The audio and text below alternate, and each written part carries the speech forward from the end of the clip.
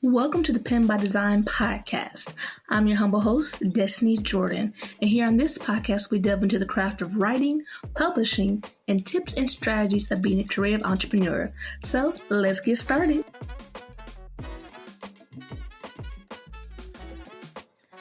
Hello everyone.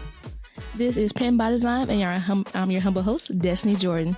Today's guest is remarkable Nimiwari, with roots stretching from America, Deep South to Lagos, Nigeria. Her music is soulful blend of cultures, echoing influence from Whitney Houston to Maureen McBaugh. I may have said it wrong. Nimiwari's artistic journey began just at 7 years old, composing alongside with her siblings. Her undeniable talent soon led her to triumph in global competitions, affirming her powerful voice, and she currently collaborates with musicians across the continents. She's crafting a body of work that mirrors her own identity. So get ready for an auditory experience and authentically captures the life essence of Nimiwari, her melody that promises to resonate with joy of embracing one's true self. So join us as we explore her unique path and drawing inspiration from her eclectic heritage and tune in for the insights from an awesome creative soul. Welcome to the podcast, Nimiwari. Hi. Such a nice introduction. Oh my gosh. Wow. I was like, you truly are. Again, guys, you may not be able to see if you're listening, but first of all, seeing Nimi in concert is a wonderful experience. So if you guys ever hear her performing around where you are, you need to go. Need to experience the whole live performance. Thank you. Thank you for having me. It's good to be here. Thank you. Yay. And so I'm glad you're spending time on the podcast. So let's jump right in and have a couple questions. So when did your love for music start to take form in your life? Well, I've always been involved in music. I think I sang my first solo in church when I was like 3. The story goes. I'm told because I do not remember. But I've always been around music. My mom, played the organ, the piano. We always had music. My dad played guitar. So, it's always been very musical in my house. So I don't remember a time in my life where there wasn't music around me or I wasn't singing.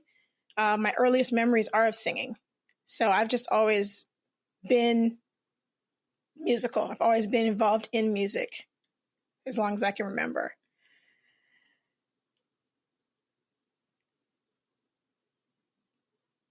So this has been a long time going. Oh yeah. It's there's a cassette somewhere of me singing along to Natalie Cole's first album. I was like, I want to say I was 1.5. But yeah, I wouldn't have believed it if I didn't hear the tape. And so I'm like singing, like not just the little cute baby thing. I'm singing. And my mom is singing with me. And I have like, you know what I have? This is going to be weird. If you're on the video, I actually have, that's me. I keep a picture of that's me in front of the TV. I was, I might have been like 3 here. But I was already singing by that time, already in church in front of people. So I've always done it. I feel like that's how most creatives are. You kind of already had started. Before you really knew what you're doing, you're just already there. Which you also mentioned, and that you kind of beforehand, that you kind of from Lagos, Nigeria, and you're now in Alabama. Totally different places. So how do you think growing up between the American South and Lagos really influenced your musical style? Well, let's see. I was actually born in the U.S. I was born in St. Louis. It's odd. I have no memories of that also. We moved a lot when I was little. I was born in St. Louis. We moved to California. Then we moved back to Alabama. And when I was like 7, we moved to Lagos and in Nigeria. So that was a very big culture change. I think it wasn't that bad for me because I was young. So it was kind of like an adventure, and the music sound over there, you have more of the African rhythms. It wasn't weird. It had the same kind of intensity and passion and emotion as the gospel music that I'd grown up singing and listening to and being in choirs around. So even though it might have been stylistically different, it still had the same emotion and passion and energy. So it wasn't very hard to fall in love with it, because you were still, gospel music is a lot of people singing full voice, all their hearts with veins sticking up on their throats. And African music is the same. Like there's a lot of that same power and energy and just a lot of conviction about whatever you're singing. So in those ways, I think definitely the power I have when I sing was definitely influenced by both sides. A lot of the rhythms that you'll hear in my music are a mix of both. There's a lot of stuff that will sound kind of hip hopish and R&B, but if you listen very closely, you'll hear a talking drum in there. You'll hear a shekere. You'll hear some kind of shaker or something African, because I always try to keep an African element in all of my music. But I think it really exposed me to kind of not always being in a box. And I think it has encouraged me to be more creative, because when you're not, I'm not saying there are no rules, but there are no rules. If you are creative and you want to mix styles together, there's absolutely nothing wrong with that. And so the way I grew up with so many different types of music, in my house, my dad had a humongous album vinyl collection. I'm aging myself now. And and that transformed into a CD collection, so we had all kinds of music growing from our house. We had classical music. I grew up listening to Tchaikovsky and Beethoven and Mozart over and over again. I listened to Anita Baker and Prince and Midnight Star and all the 70s. So it was just very, very eclectic. And then you had the Nigerian music scene was also transforming over the time that I grew up there. So there was also a lot of change going on there. And people started experimenting more. People started collaborating between their own styles. So I think the period that I grew up in Nigeria was probably good musically, just because you were hearing so many different things at the same time. So that's why, like now, my music, I try not to stress about what genre is it going to end up in. I think the music industry, they just have to put you in some genre just because. But I think the mix in my growing up, you hear it. So I think it makes it appeal to different demographics of people. Yeah. I totally agree on that. And I really do like how you kind of stress that the whole industry makes you have to put in the box, mm-hmm. but you don't have to stay in that box as putting things together and see what sticks and what you like. Mm-hmm. Yeah, I think a lot of creatives, I know at least in the music industry, there's a lot of, excuse me, your first album is, your first album is supposed to be defining you and introducing yourself. But if you check a lot of people's first albums, their second albums are usually really different, because you've gotten your stuff out there, you've achieved a first album, but then in your second album, you kind of know the industry better. You feel a little more comfortable, because a lot of people will start off in one genre. Like Pink was like R&B, and all of a sudden she's not anymore. Mariah Carey started a particular sound. Now she's, more into the hip hop, edgy kind of stuff, because that's really who she was. So I think just being okay with whatever genre they put me in, and not letting it define me will probably be the biggest challenge when it comes to that thing, because a lot of times, you look a certain way, you are automatically an R&B artist. I have a lot of rock influences. I have a lot of like Tina Turner, Aerosmith. I didn't mention that we also listened to a lot of rock growing up. So there was Pink Floyd, so it's all over the place. So yeah, but I don't think, I think that actually should empower you to be more creative instead of making you feel like you need to fit in the box, if that makes any sense. So there's a thought right there, because usually I feel like personally creatives are just always kind of out and about. It's really hard to be in. Like if you read something in particular, it's hard to be just a romance reader, because you may go to history, you may go somewhere else, and then you may come back to it, but it doesn't make you exactly like that's what I want to be. Right. Right. Yeah. It's like, I mean, if you're talking about writers, if you think about Stephen King, I used to read a lot of Stephen King when I was younger. I don't now. I'm really not into horror anymore. But he also has a strong sci-fi, he's got a lot of sci-fi. Like The Running Man was that old movie, that Arnold Schwarzenegger movie. He wrote The Running Man. He just wrote it under a different name. So, wow. Yeah. So he also experimented. And then when he became famous as Stephen King, you could now say, hey, I also wrote that. I write sci-fi, So I guess I think it just takes a lot of bravery, because all the industries for creatives it's weird because they're supposed to be creative and you think flowy, but it's very regimented. So, yeah. Right. I think that kind of catches a lot of people up. It's like, okay, I'm going to go ahead and, hey, here's my thing. And then all of a sudden you get stonewalled, said, that's not your thing. You need to be like this, this, this. Yeah. And then you feel like, well, no, I don't know what to do now, because also you talked about you said you had and your siblings also performed. So did you and your siblings ever perform some of the music or songs you all composed together? No. Wait, let me think. See, a lot of it when we were younger, growing up in Nigeria, there are 5 of us in my family. I have a brother and 3 sisters. And so time we were growing up in Nigeria, there were always a lot of power outages. We would the lights would go out and, we'd be like, okay, what are we going to do now? So we literally would sit in the living room in the dark. We'd light candles and we'd just start singing. So we'd sing everything we could think of. We would start off with gospel, because my mom would make us sing all these Negro spirituals. Oh, God.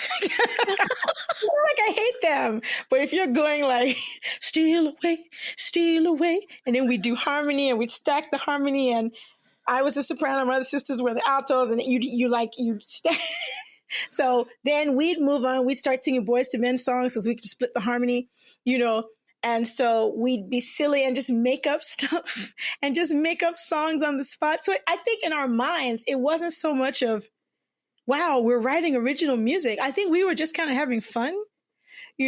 So I think there were a couple of times in church where we'd do something. My brother would write a rap and then we'd write a song. So yeah, maybe a couple of times, but not we didn't tour or anything, we didn't.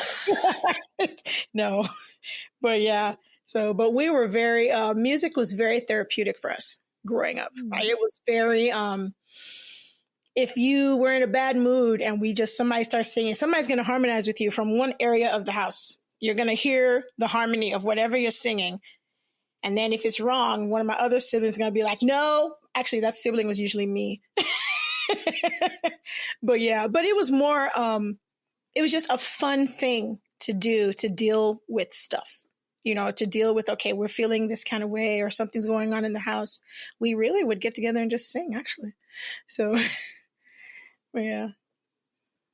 So I think you really just touched on one thing that I believe for a lot of creatives is just you shouldn't start off as I'm going to make this my job. It's usually just your own therapy for life. Oh, yeah. Wherever it may be, whether drawing, writing, or singing, it's just it helps me decompress from life itself.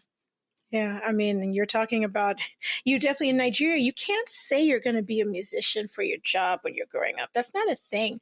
There are 3 occupations in Nigerian families growing up. There are doctors, there are lawyers, and there are engineers. And you pick one. So when I was growing up and I said I wanted to be a musician, it was like a joke. I was like, oh, you can't need me. This girl, you're very funny, this girl. And so you'd be like, no, I'm serious. I mean, I wanted to study music. I wanted to do it in school. I went to the counselor. She was like, okay, I don't understand what you're saying, but let's look at, maybe you can be a lawyer. Maybe you could be. So it was never, nobody really took it seriously that, one day this would be an actual career. It was supposed to be, it was like something after you do your real job. If you feel like singing, go sing, but make sure you finish so that you can go to work in the morning. So there was never this is the path. They're musical. So Nigeria's, it's a little different now, because I think parents are really being more, oh, is this what you want to do? They may not like it at first, but they'll kind of, okay, let's see, because you're seeing more people being successful at it, and that was the thing when I was growing up. It was in Nigeria, if you were famous for being a musician, you were like famous. Like there was no middle or a few people knew you. You were like, you were touring. You were, so there was no, like, how are you going to get there from here? No. So yeah. That's a real thing. And that's kind of where I feel like I truly think the pandemic has really increased that for people going out to embarking on creative journeys. Mm-hmm. Because after the big shutdown and people looking at their job saying, you know what, it makes money, but I don't even like it. Right. Yeah, it changed a lot for me too, because I know during the pandemic, that was when I really started doing music for income. Because I always have just sung for hobbies and sung in church and, oh, you need me to sing this part for you? I'll sing it for you. And it was only during the shutdown. We were at home and nothing was happening. And so I had equipment. So it was like I started getting jobs to write songs with people. I would do online sessions. and the money wasn't bad. It's that kind of thing where you're like, because I don't know that I 100% believed that I could make money doing it unless I was like Beyonce, or Whitney Houston, but the way the industry has changed now, everything is so, the entrepreneur spirit is really strong now. So it's like people are willing to pay you for anything you are confident enough to do. So usually that's the point where you're like, okay, can I actually do this? Will people pay me? You would really be surprised. And a lot of the times I was doing jobs and I wasn't sure at first. I was like, I don't even know if this sounds good. I don't know if this makes sense. And they'd be like, oh my God. And then they tip you and you're like, really? I thought this was horrible. And my brother told me, look, you have to start believing that your 50% is some people's 100%. And I was like, but it was during that pandemic that I started actually getting the courage to believe that I can do this and it doesn't have to be a side job. Like I can do this and actually make some money doing it, so it was a steep learning curve though, but it's been worth it though. Awesome. Cause it sounds like this sounds like, cause I'll have to take that quote from you. As far as like, so your 50% is someone's 100%. That's just a mind shift change right there. It is. Like, I mean, when he told me that, I was like, it's true though. Cause you know how you think about some things, you're like, yeah. And then it also gives you perspective. Like I learned a lot in that year of doing jobs because people would contract me to sing songs. Like they'd have a demo and they'd say, hey, sing this, just, sing it how you want. And I would sing it like, I'm giving you these Whitney Houston ad libs here and I'm just doing it. And then they'd say, hey, can you bring that down a little? I was so insulted. I was like, what do you mean? Everyone loves this. But then I was like, when I thought about it, I was like, okay, this is a job. That's not what they're paying you for. So it didn't mean I was less of a singer because I was not taking it personally. I was thinking that you meant I was too extra. No, that's not what they wanted for this song. So in that, I started learning the ropes of that part of the business, because when you're doing it as a business and you're providing a service for someone else, the customer is right. So if you want to do that and do it for income, it doesn't mean change who you are. I did turn down many jobs that were, somebody asked me, sing this like Janet Jackson. I had so many problems with that request. First of all, obviously you can see I'm not Janet Jackson. Secondly, you obviously couldn't pay Janet Jackson. That's why you're asking me, So I turned those down because some of them were, if a job wants me to be someone else, I'll pass. The money's not that serious. Understood on that one. And this makes I just feel personally creatives are like, we go that extra mile because we want to be just right. Yep. And everyone else is like, it's not that serious. You're 50%. Right. And so it's very, very cool. You kind of learn the little ropes of the business. I did have a question. So with your kind of your artistic influence in your music, who is the artist that kind of influenced you the most in your music? Okay, so this question, the answer has changed a lot over the last 2 or 3 years because I have so many different sides now. I used to just be a singer, and then I would sing, and then I started writing. I've always written, but when I say write, I mean like write for other people, Then I started producing. So it's a lot. So singing, definitely my biggest influence is Whitney Houston. I grew up eating, sleeping, and breathing Whitney Houston. I learned, I don't want to say I learned to sing, but there are a lot of techniques that if you listen to me sing, you'll hear her in my voice. I listened to a lot of Whitney Houston, Yolanda Adams, that I even hear it sometimes when I sing some things. I'm like, that's the spirit of Yolanda. Where'd that come from? But those two, I'd probably say musically, at least vocally, those are my biggest influences. Writing, Mariah Carey. I really admire her as a songwriter. She just, All I Want for Christmas is the biggest Christmas song of all time. That song is going to pay for her great-grandchildren's education. And if you are able to write regular sounding words, you're putting them together in this really nice rhythmic way, and you are, like, I think a lot of people talk a lot about her voice, and she's not really as appreciated as a songwriter. Mariah Carey wrote all her songs. Maybe one or two she didn't. Like, she either wrote them alone or she collaborated with someone, and she usually had one or two collaborators. Whitney Houston didn't write any of her music. So it doesn't make her less of an amazing singer or a musician. That just wasn't her thing. So that's why for writing, yeah, I think Mariah Carey is prolific. She writes, and she writes very grammatically correct sentences. I taught for some years. I'm a teacher. I taught English. I'm not saying y'all shouldn't, do all the, but I just admire a person who is a poet. You are obviously a writer. You know what I mean? You can write a song and not be a writer. You can. I mean, if you are a writer, like if you write poems and you write books and you write, and then you want to write a song, you're basically just putting the words to music, but you have to be able to fit them into the cadences of the music. And to me, that's just a great skill. So for me, songwriting, producing, I am learning a lot about producing. I didn't realize until last year that I could do it.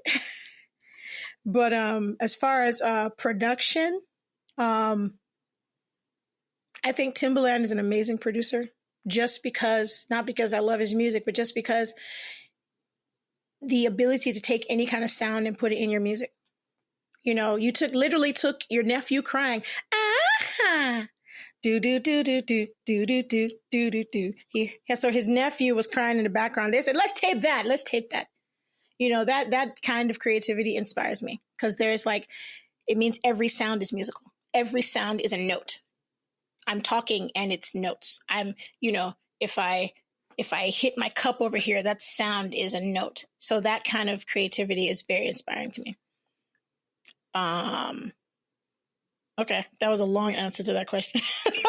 No, that was wonderful. I was like, wow. I was like, that is one. I was shook. I didn't know Mariah Carey wrote her songs. I did not know that. I've listened to them, but I did not know she wrote them. Yep. That's a lot of people don't really. I think it's now people are kind of, she wrote, collaborated, like she's in the writing. She's always in the writing. All I Want for Christmas, she wrote most of it. I can't remember the guy she collaborated with, but a lot, I would say 90% of her songs she composed, she wrote. So, that is awesome. And also, I just like how you kind of broke down the multi-sides of an artist, especially if any industry, when you are, because you got to make money from it. Just let's be honest, people. You got to make money for what you do and also enjoy the creativity that you get to do by expressing that. And I just like the breakdown. So for, let's say if you're starting off artist, you're going to be the songwriter first, possibly learned on.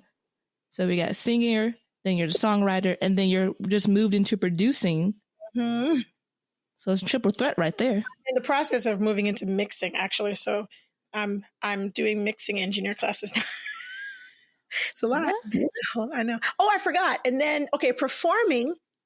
Oh my God. I don't really care for her music that much, but Beyonce can put a show together. Like I promise, I think I stopped listening to her after, I can't remember the album. I think right before Lemonade, because I was not interested.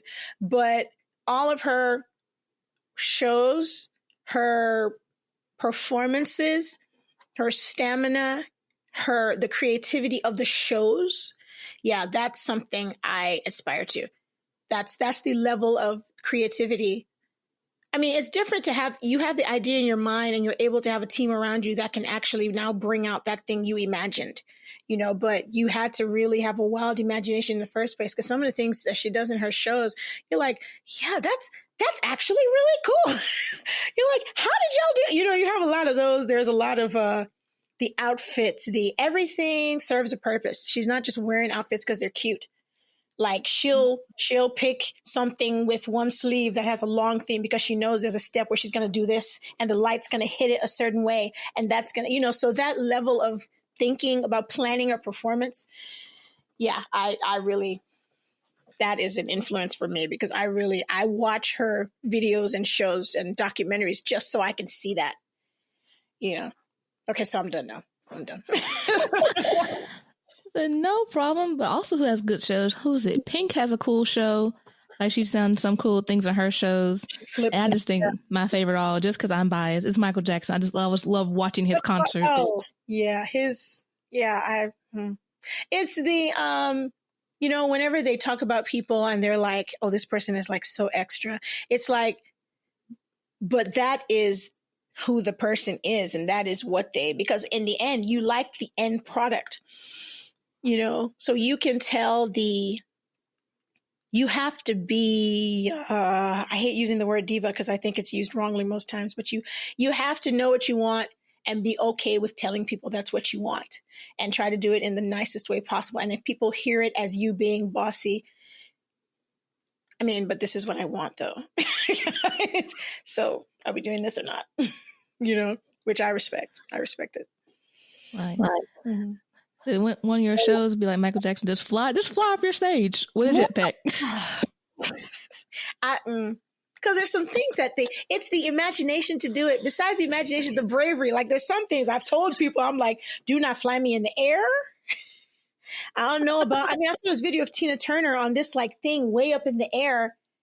And she's walking on it in her heels without a harness, without a safety net. And it looks amazing. And I'm like, that is crazy. But I mean, it's just I just admire that level of, this is going to look great. Let's do it. That this is gonna, and you're not thinking whether people will like it. That's not even a consideration. I don't think that they all thought, the three people we mentioned have thought, yeah, they might not like that. No, that's what they wanted. That was what they saw. So that vision is and then everybody always likes it. So yeah, that's impressive to me. Right. Years later, we're still talking about what we saw on the stage. I mean, that's Super Bowl performance. That was Michael Jackson's Super Bowl performance. No one's going to stop talking about that ever in the history of the world. So yeah. But with all your influences of music that you kind of talked about, from Whitney to kind of also in logos, to you, what is like good music really mean to you? Like, how would you define that? How do you know it's a good beat, a good song? I think the first thing I think of is how it makes me feel. That's usually a very good indicator of whether I think it's a good song or I think it's good music. Does it, and not necessarily does it make me feel good, does it evoke some type of emotion?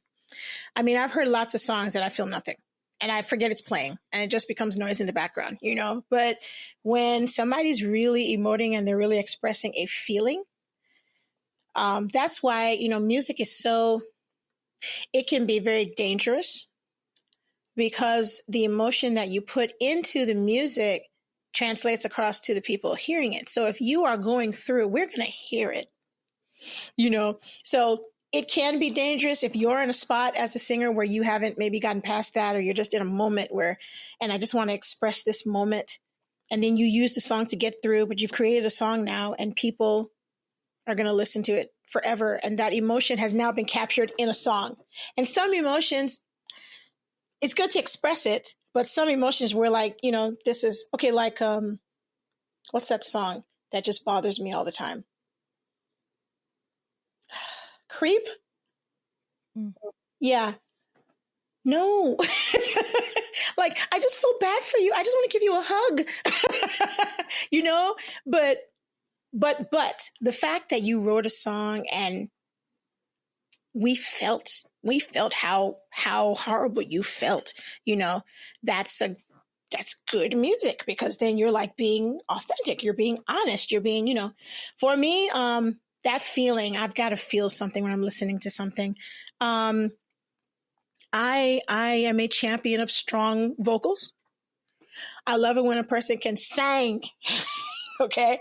I love it when a person, you just, there's some people, like a lot of people, I don't listen to their music, but I hear a few of their songs. I'm like Jasmine Sullivan, friend, what did you, friend?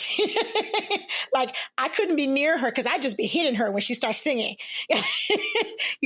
but the ability to almost tasteful vocal acrobatics. Because a lot of people get caught up in the runs and the riffs, and then we're not feeling anything. But if the riffs and the runs are coming from that emotion, oh, I love that. Like you're not just doing runs because you can. This is how you felt, and that's how it translated vocally. So for me, there must be strong vocals. I love harmonies. To the point that I usually put too many in my songs, and then I have to okay, that's too much. Don't do that. But but I love harmonies. Anything that makes me dance, usually. So there are lots of songs that I'll hear and I'll be dancing to, and I have no idea what they're talking about. And then somebody tells me, I'm like, oh, I didn't know. It just felt good, But I love anything with a strong beat. You got a bass line and you got this kick and it's just kicking in and it just makes you start moving. That's good music to me. So yeah. I can agree. When you start nodding that head, I was like, okay, you got it. Yeah. So I got this next question we have here is, what obstacles deferred you from kind of pursuing your musical journey? Well, the first one was I wasn't really sure I could make any money doing it. Like, just the honest first reason. I just felt like, you have to be extremely lucky to make it, and that really made me delay it a lot. What else? This is going to sound bad, but it's not the way it sounds. I'll explain it though. Okay, family life. Because I'm married. I have 2 kids, and when my kids were younger, I don't know how people do it with young kids, and I only have 2 kids, and it was like, I just don't have time now. Like, I just don't have time now. Like, I can't do it now. I can't focus on that. We're dealing with house things. Like, I gotta, and at that time, it was just, I knew that, okay, if this ever happens, we're going to have to wait till they get to their teens. And that's kind of where they are now. So, I wouldn't call it an obstacle. I would say it delayed it a bit. There's always, if you can juggle it, I mean, good job. I could not, Then another, something I would call definitely an obstacle was just not really believing I could do it at first. I've always sung, and I've always felt, I mean, I know I can sing, but there was always like a doubt inside, like, everybody just keeps telling you can sing. Do you know how you really sound? Because I had spent a lot of my time growing up mimicking Whitney Houston and mimicking Yolanda Adams and not really knowing how I sounded. So I didn't know if I had anything to give an audience that wasn't a replica of someone else. So even though I had, written songs and sung them to myself alone and just not told anybody, my sisters were like writing songs. Like my sisters have like hundreds of songs, and I had like two that I considered were finished and I just never really, the first time I played a song for my sisters, they were like, why didn't you've had this song like this?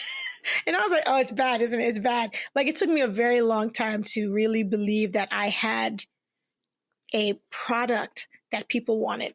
That took me a long time. The pandemic year helped me a lot because when people started paying me to write for them, I was like, oh, okay. And these were people outside of my circle. These were people in France. These were people in Colombia. Like these are people I don't know you, you don't know me, we may never meet. But it was like, and they're saying, oh, this is great. I really like how you did this here. And then getting that kind of feedback because I really had not had feedback on my writing. And besides my husband, he's my husband. He's going to like it, but that really helped me overcome that obstacle because I just wasn't sure. And I think probably the biggest obstacle was not really, I think I kind of touched on that just now, but not really knowing who I was.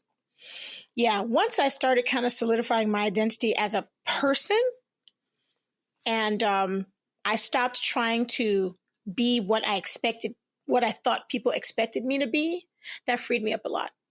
Once I actually accepted that these things about me that are who I am didn't need to be changed. I'm not saying I'm a perfect person, but my character, my personality, who I am is not a bad thing because it's different. Once I got that, yeah, I was fine. That was probably the biggest thing. Once I got the identity thing, once I was like, okay, this is who I really am. This is how I sound. This is what I like. It may not be what you like, but that's actually fine. Once I got to that point, I was good to go. Yeah. I really like how you said when you knew who you were and you were okay saying understanding not everyone's going to like what you do. Mm-hmm. I think that's the biggest thing that really holds a lot of creators back is like you want to please everybody. Yeah. But then you please nobody because it's impossible. Yeah. The first person you need to please is yourself. Like if I'm a terrible perfectionist and just working on my music now is really helping me get to, you too, helping me get to the point where I'm like, okay, this sounds good. This is good. Stop tweaking what doesn't need tweaking. Because I will listen and I'm like, oh my God. And then somebody will be like, what? I'm like, oh God, that EQ, there's a point in that frequency. They're like, what are you talking about? Do you think people that listen to Spotify say, oh my God, I don't like what she did at 240 hertz? Like nobody's thinking that way, Nimi, so just be okay with it. It's fine. Your mind's going to tell you, you could always tweak. We can tweak things forever. If we don't stop, we will continue to tweak and we will never release the book. We'll never release the album. We'll never release and you can re-release things. I can do a remix of a song that I've already released, so it's not, I try not to get caught in the trap of perfectionism, because you can get just stuck you're in this little space right here and you're like a hamster on a wheel and you're just running yourself ragged and your stuff isn't just fine. It's actually great. But you've listened to it too long. You've held it too long. You haven't given it to anybody else. You haven't gotten any feedback. Once you start getting the feedback, you actually start realizing how amazing you actually are. It's true because sometimes you have to hear it from people because you don't hear it in your head. Like I've had to convince myself that a song is great. It's great. Like this is a good song. And I'll leave it for like a week or two. And then I'll play it in my car. I'm like, this is a jam though. Like what? Did I write a jam? I wrote a jam. So you have to give your ears, give your heart, give your mind a chance to acknowledge how good your work is. You really do. Yeah. I was like, say that for the person in the background right there. Because that, I just enjoy that because it just seems, it's just easy. It's just easy to fall into that perfectionism trap, as you said. It's just easier because, it's like your baby. But I Yeah. feel like what you're saying, it's a product. It's a whole nother mindset because you're going to sell it. You want the money from it. Yes, you do. So you don't sell your baby, but you sell your products. People are willing to give you money. Like if you listen, I keep referring to music because that's but I know it probably applies to books and writing too. I have heard some songs and I'm like, oh my God, why am I stressed out? If people are buying that and listening to it, what am I stressing out for? I'm just being honest. Sometimes I hear some things, I'm like, dude, this is in the top 10 though. Oh, what is this? I can't even hear what they're saying. And people just love this because there's a market for everyone. It's like nobody is going to stop making new types of bread. There is so much bread. If you go to Walmart, that bread section is a corner of the store because there is so much bread. Like there are different types of bread, but companies are still making new types of bread and people are all making money off of bread. So why would I worry about my type of bread? Somebody wants my type of bread. So, they're out there. Those people that like Nimi bread. They're out there. I said, but kudos that's true on the analogy. It's just like there's always going to be a tribe for your stuff. Even if it's small, there's someone out there. Yep. And this sounds like really where you need to take the courage and belief in our work. And it just takes a lot of mindset. I love how you said your husband is going to say it's good because he's your husband. He loves me. He doesn't want to hurt my. Now, let me be honest. Now, if it sounds bad, he's going to tell me. But I mean, I haven't heard it yet. So, I mean. And that's true with the feedback. I think that I just think for a lot of creatives, it's like the family is the last person you'd believe about anything you put out. Because it's just like automatic. They're going to tell you it's good or somewhere near the okay range. They won't ever tell you it's horrible. You should give up on your dreams. Yeah, right. So, I take theirs with a grain of salt and I'm like looking for anybody else like, hey, so how does this really sound? No, you do have to be careful who you ask though. I will to balance that out. You don't throw your pearls before swine because if you, a lot of times sometimes we value some people's opinions more. And because we value that opinion, if they give us their opinion, all this is opinion, now, mind you, they are not the definitive voice that says this is bad. So you really want to take a cross section of feedback. But a lot of times that one negative thing seems to be louder than all the positives we get from people. And you really have to look at it as a part of a whole. So if feedback is a whole circle, it's a whole pizza. I'm using a lot of food analogies today. If I must be hungry, if it's a whole pizza and somebody had a slice and they didn't like that slice, but everybody else liked it, then you probably have a good product. You don't focus on just the negatives. But if you've got 6 out of 10 slices, people didn't enjoy it, you might want to ask more questions, find out. So it doesn't mean you failed. It just means there is room for improvement. So you also have to have a filter on your ears and your mind and your heart when you receive feedback so that you can actually receive the actual feedback and not the emotion. Ooh, that's good right there. Not the emotion, but the actual feedback. Yeah. How do you do that? Because I think that's always a tipping point when it comes for creatives. Because I feel like when I first started, my first feedback, I was like, what's wrong? I was like, oh my gosh, I must be a horrible writer. Throw it away in the trash. Never again. Not until years later where I tried something again. And I think at this time I really heard the feedback and wasn't so connected. Yeah. Because I mean, if, words are powerful and, sometimes people in trying to be honest don't understand that this is your baby, and you've put all this blood, sweat, and tears into it. And you've spent nights and you've prayed and you've been writing and working on this thing. And they kind of, a lot of times I don't think anybody's being malicious, it's just that because it's such a part of you,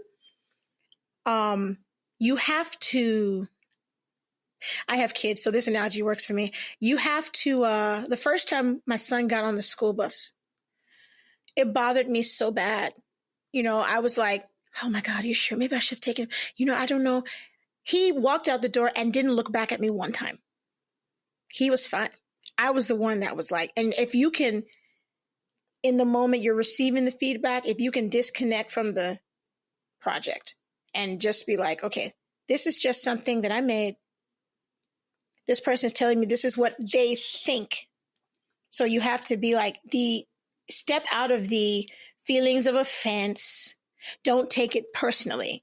They are not critiquing you. They're critiquing the project. They're critiquing the book. They're critiquing the story. They're critiquing the song.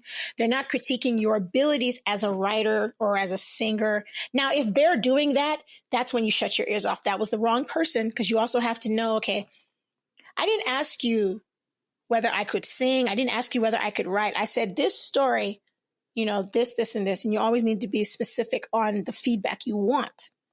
Because if you just give somebody a story and say, do you like this? That's a yes or no question. I could hate your story, but that doesn't mean it's not going to be a bestseller. There are many bestsellers that I don't know why people enjoy them, but that didn't stop them from being number one on the New York Times bestseller list, so you have to be specific in what you're asking for. If I'm asking, and I've learned that because with music, I've asked, okay, do you think, listen to this for me. Does it sound balanced? Are the drums too loud? Do I need to bring down the snare? Is my vocal, how does the vocal feel? Does it feel like it's hitting you in the face? Can you hear something coming from the left? Like I've had to learn how to ask those questions. Because if you just say, listen to this, does it sound good? Yes or no. They can't really give you a lot. So if you can be more specific, like what exactly do you want to know about your project? What do you want to know about it? What do you, so that way, if you're asking more directed questions, there's more of a chance that you won't be offended. And there's more of a chance that that emotional part will be removed. And people also can be very emotional. So you also have to keep all those things in the back of your head when people are giving you feedback. So that it really helps, I think, to be very specific about what you want feedback on. Because my sister wrote something and gave it to me to read. And I asked her, do you want me to look out for grammatical mistakes or anything at this point? She was like, no, just read it. I said, good. Because you have to tell me that, or I'm just going to start. I won't take a red pen and start fixing your stuff for you. Because that's just what I'm a grammar Nazi. But asking like that really helped me now focus. What do you want me to check for? What do you want feedback on? And I think it was more like the flow of the story. Oh, okay. So I think that really helps with that. Kudos right there. That's one of the things that to kind of protect yourself is just ask specific questions and you'll get kind of more so the answers are kind of what you're looking for than something that's just pulled from the air because you just say, here you go. Mm-hmm. Right. So I also had a question here. What are some kind of strengths or tips that you've learned to help you push past the noise of life per se and to kind of get towards your dreams? Let me see. I talk to myself a lot. And, I hate that, society has kind of made that an indicator of insanity, but I will stick notes up on my computer screen to remind myself that I'm good at this. I will put reminders. Anything I can do to quiet down the negative stuff. I talk to myself a lot. Like I will have full conversations. My husband's always laughing at me when I'm working in the studio and I'm like working on a song. And I'm like, oh my God, that is horrible. No, it's not. That's not horrible. It can be better. We can fix that. He's like, who is we? We, I mean, me, but I've learned to talk to myself out loud a lot if I'm feeling discouraged, because you do in the creative process, you will hit a wall. It's a normal part of it. You gotta, I'm learning how to get up and walk away from it.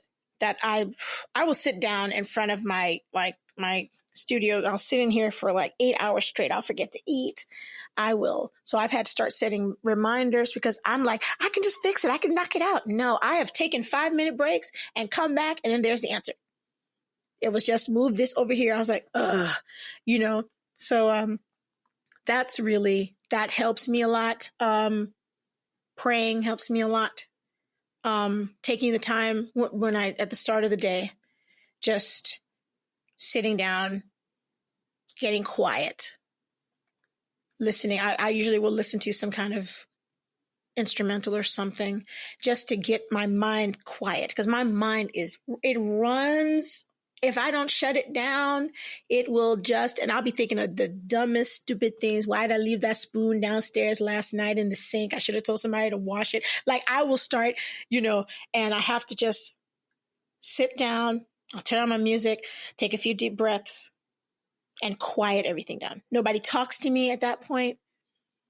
Everybody knows, okay, like, and my husband does that too. He has his time. I have my time. My kids know when they're getting ready for school in the morning. Okay, we will get ready. When she's finished, she will come out and check on us. But I have to do that, because I haven't done it for so long. I know that I need to do it more often. So I have started. I literally have planned it now, because it gives me, when I now sit down to work and I sit down to write, it's easier. If there's less of a struggle, because the noise, you've already taken that time to quiet it down. So even if it tries to rise up again, you remember that place you were in, and whatever you did there, you can actually apply that wherever you are. So it's now become like a practice, for me. So I think those two things probably, yeah. Oh man, this has been full of nuggets for one. Yeah. I'm just pulling from these. So I'm gonna save that nugget for right there. So it has just been remarkable. So my other question would be, which you actually kind of touched on a little bit, is like kind of balancing your family and social life while you're pursuing your dream. Mm-hmm. Scheduling. I literally schedule it, because I will. When you really like what you're doing, you lose track of time. I love producing and writing and recording vocals, and I didn't know how much I enjoyed it. And it'll be 9:00 and I'll still be in here. And so my husband has gone to sleep. I didn't see him. My children have gone to bed. I guess they ate. I mean, and the whole house had started adjusting to that. And so I was like, nah, this is not right. So I will schedule things. I will schedule time with my daughter. I'll put my husband on there, because I will get caught. And I work from home. So I have to plan when I stop working, because I will literally sit here all day, and people think working at home, oh yeah, you have it easy. No, we don't. Because it's like, we're always working. We're never not working. Everything is work right here, So I'm like, anytime I walk in this room, I'm like, I remember something I have to do, and then I sit down and start doing it, So scheduling has really helped me a lot to balance it. That's probably, scheduling. Yeah. Right. Your schedule can change. I think mine has changed a good bit for things that happen in my life.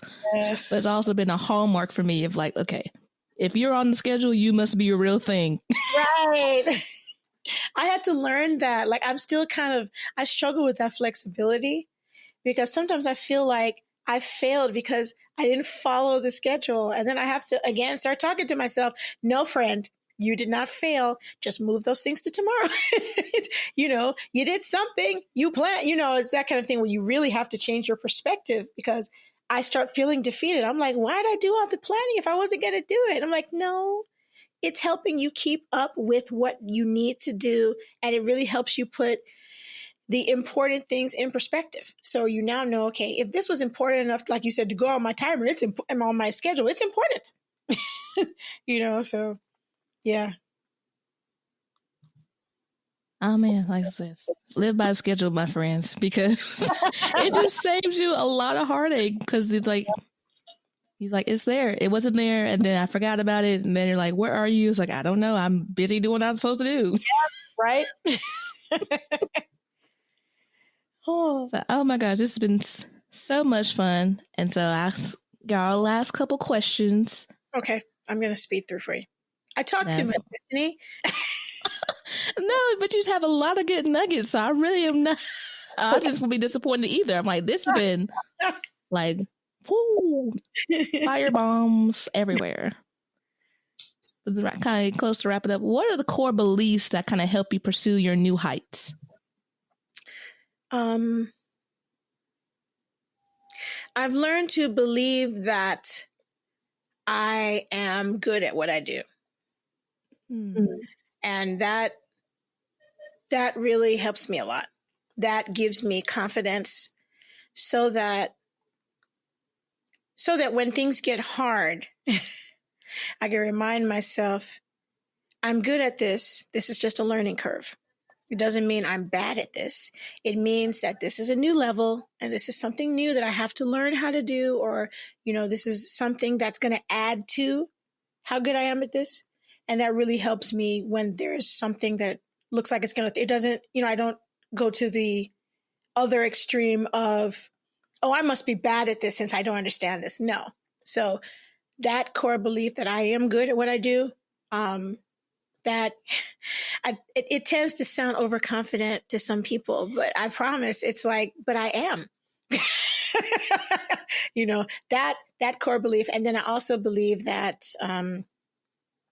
God gave me this gift, and there is no gift that he gives that adds sorrow. So yeah. I didn't snap on that one. Because that is uniquely true, especially with that as you're going higher. It just requires new skill sets. Yes. Like you just have to arm up with something else. Mm-hmm. It's true. And I think as creatives, like when you first start as a creative, when you're making your, maybe writing your songs or writing your books or whatever you're doing, even doing your own business, maybe the basics. Right. And that's what you know. And so that's what you start with. Mm-hmm. But then when you actually are pursuing it, you learn you need these other sides. And so now you get new skills. You ask more people. You ask more questions. Right. And I think with anything, there's always a squeeze you feel as you're reaching towards new things. Because you're growing. Right. Like when you grew up, I said, when you got taller, those shoes start to hurt. When you went from a size 8 to a size 10. No. I never forget that moment. I realized I couldn't wear my mom's shoes anymore because my feet had grown. Sad day. But also go ahead and wrap this up. Golly, we're going to have you back on the show. Oh, well, I mean, I'd love to be here. This has been fun. This has been a lot of fun. It really has, guys. If you can see the video, you can see we've been like laughing and cracking up.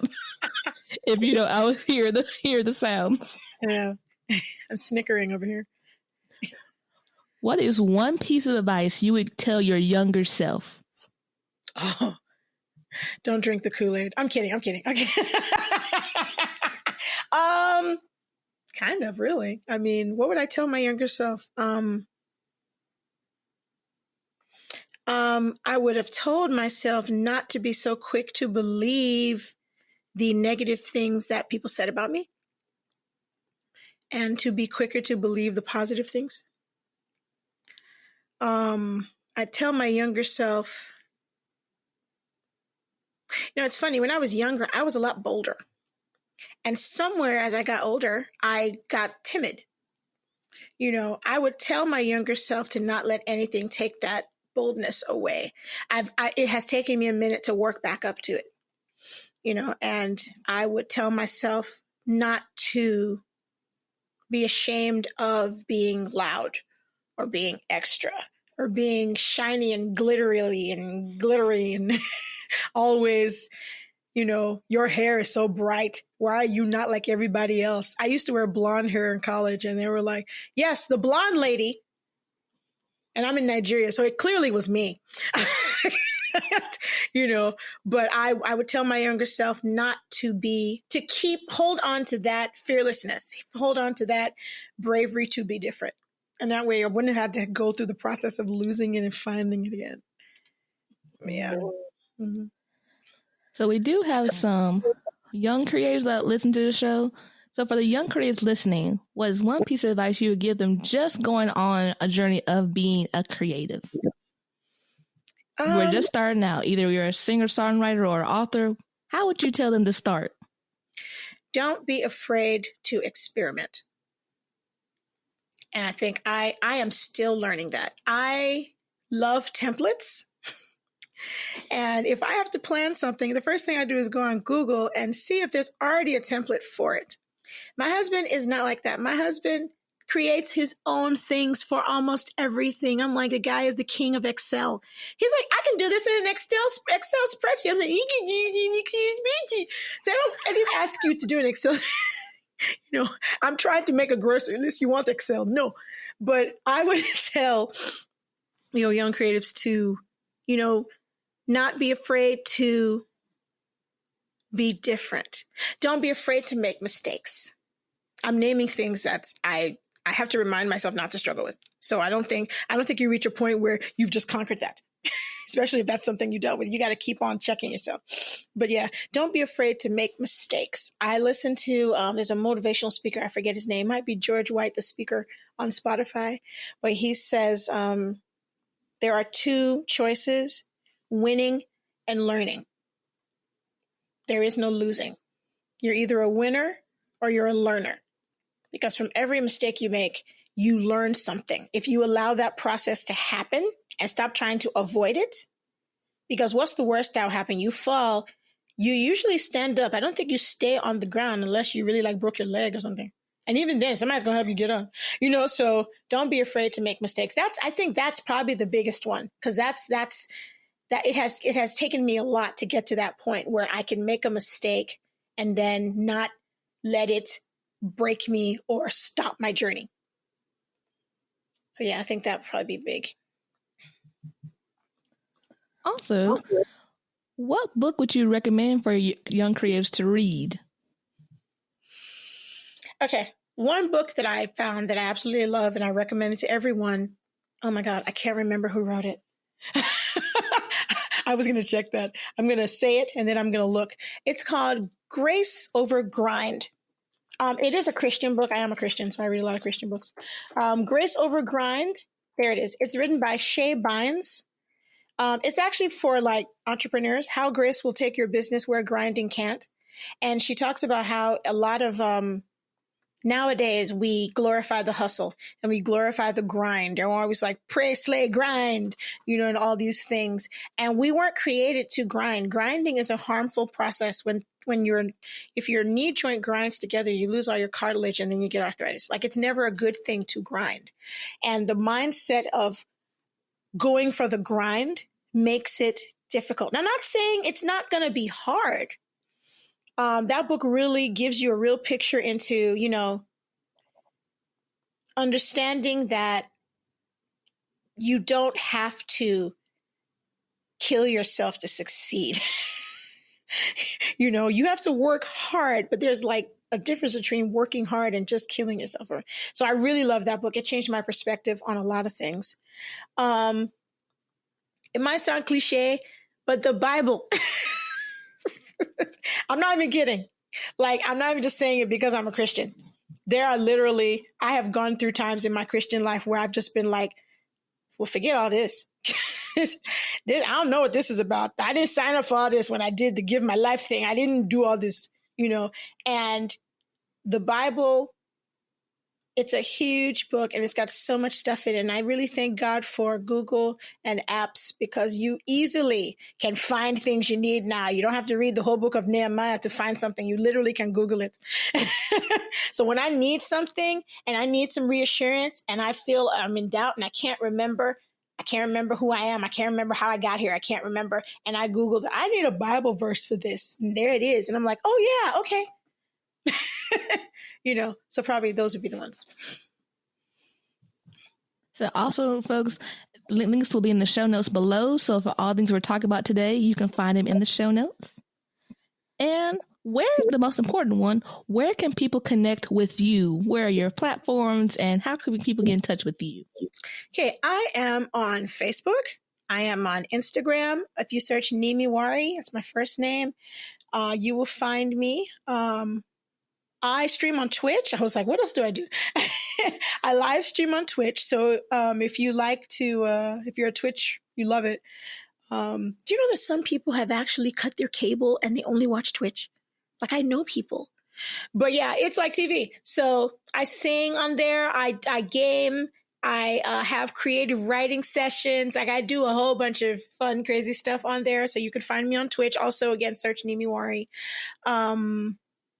Yeah, that's it. Basically, that's where you find me. Oh my gosh. Did you see my t-shirt? Destiny, did you see my t-shirt? Wait. Yes. Wait. People. To all the folks on video, Nimiwari has her t-shirt, Dream Blazer, which that'll be her concert coming out in December 15th. December 15th. Mm-hmm. Right here in Alabama. So all Alabama folks, come on down. You're not from Alabama? It will also be online. Oh, another place you can find me. I forgot. My website. I have a website. Nimiwari.com. Easy. Yes. So very soon we're going to put up the links for online tickets because I have a lot of people outside of Alabama who aren't going to be able to make it and who can watch. So there will be a link. So you want to go on my website, sign up for my newsletter, and you get all those juicy details. Exactly. You will not want to miss this. If you can't come here, come catch it on the link. Yeah. You got to see it, folks. She is a phenomenal performer and a wonderful singer. Cute. So, Nimi, thank you so much for being on the show today. We're going to have to come back on because you dropped so many bombs. I was like, oh my gosh, I need to bring you back. We need to talk about that. No.